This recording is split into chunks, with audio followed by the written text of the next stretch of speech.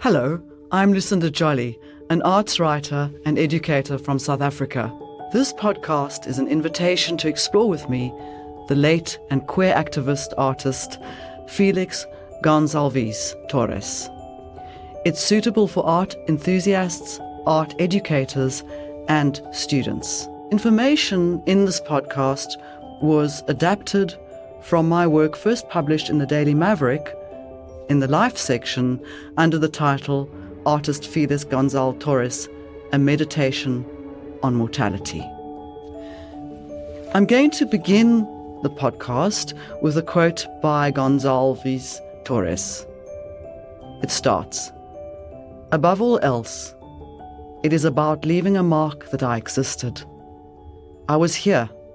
I was hungry. I was defeated. I was happy.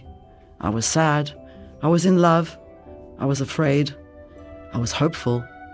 I had an idea and I had a good purpose. And that's why I made works of art." Félix González-Torres lived and made work in the United States at the time of another plague, HIV/AIDS, also known as the gay plague. Before antiretrovirals, from the 1980s to the 1990s, the HIV/AIDS epidemic caused nearly 500,000 deaths in the United States, aided and abetted by the attitudinal plagues of stigma, judgment, othering, and the long shadow of denialism.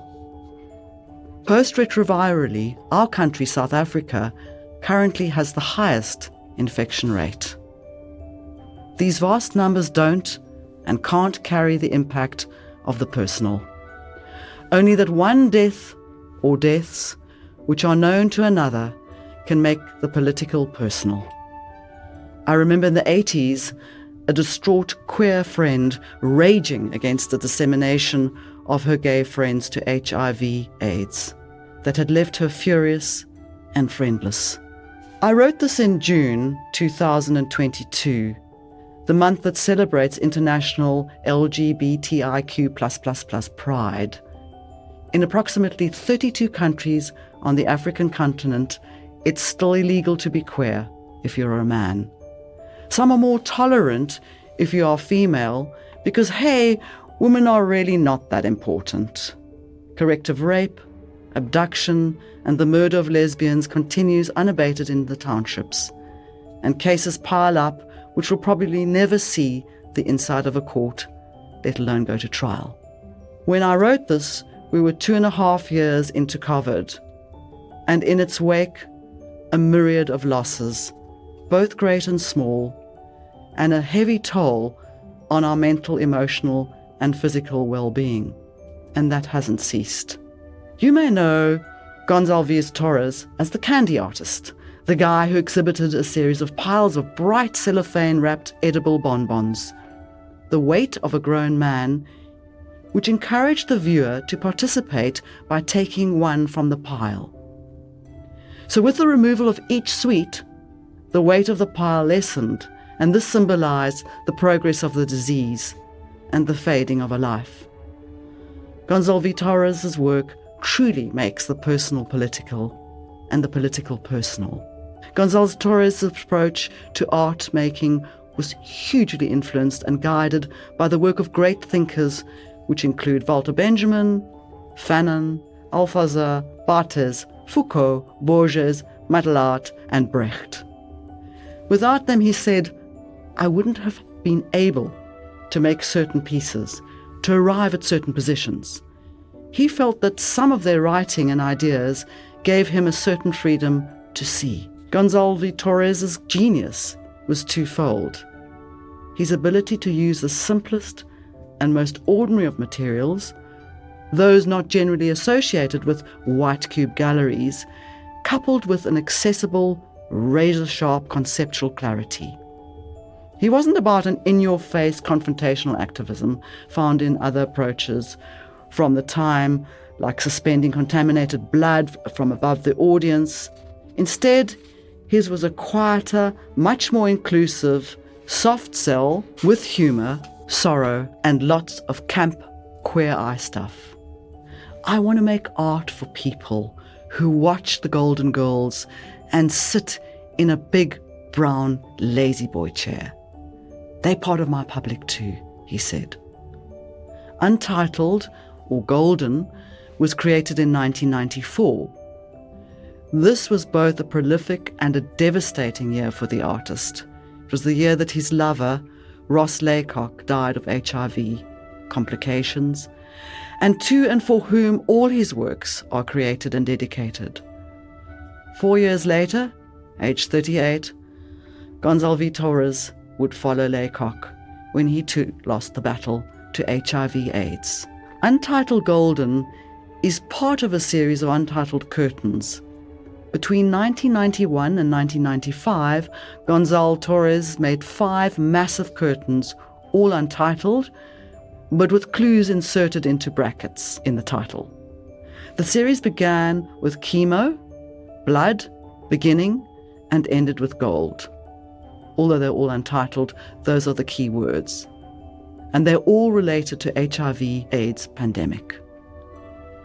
Many masters of the visual have tried to give us an evocation of death. Its counterpart, the fervent human desire for resurrection and eternal life. Pictured the depictions of the deposition of the dead Christ, but they're all a bit ponderous, a bit too fleshy and maudlin.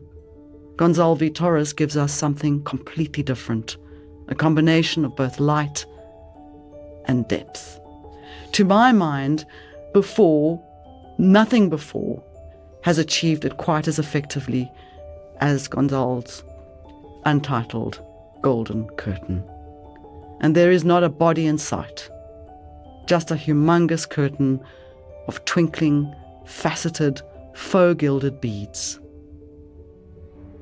A curtain is like a veil for a window, as a veil is for a human to both conceal and reveal. Certain states or situations lower the veil. By veil I mean the membrane between the corporeal and the metaphysical states, for example, menstruation, the in-love state, trance states, loss, sickness, and the presence of death. When the metaphysical veil is lowered, everything is brought into a sharper focus, and consciousness and our awareness is heightened. Think of Orpheus in the underworld, given a second chance to be with his beloved Eurydice, where the mirror becomes the veil that separates him from his beloved. Gold, because of its value and incorruptibility, is generally associated with the status of kings and the halos of the holy, but González-Torres has democratized it. His gold is the tacky imitation of glitzy mass products, of camp disco bling, or, on a more practical level, an inexpensive way to section off areas in lower income homes and workspaces. Untitled Golden, like much of González-Torres' work, is participative. It encourages your engagement in an easy, non-threatening manner. In the case of Untitled Golden, you're invited to walk through a curtain of suspended, beaded strands. And in that, as if to rent, to part, to pierce, to lift the veil. But this great shimmering expanse respects your choice should you decide not to be involved. Passing through Untitled Golden is not like treading an ancient labyrinth armed with a burning issue, hoping, in the poet T.S. Eliot's words, to arrive where we started and know the place for the first time. There's none of that. Untitled Golden is quicker, more immediate, more impersonal, more modern, if you like. There's nothing on the other side of those shining gold-beaded strands. No limbos, no hell realms or Tibetan bardos, no resurrection, no reincarnations. There's no sense of gaining entry to a state of spiritual awareness, just a vast, echoey, empty space and yourself. A mirror of the emptiness found just on the other side of where you first entered. Or you could choose to read the emptiness as the pregnant void, filled with innumerable possibilities, from which all comes and to which all returns. González-Torres writes about making artwork as a drive to mark his existence. For the viewer, Untitled Gold is a contemplation on loss and mortality, and it is his invitation to contemplate in a non-prescriptive way great mystery, that his unspoken gift in the face of death, the greatest democratizer of all.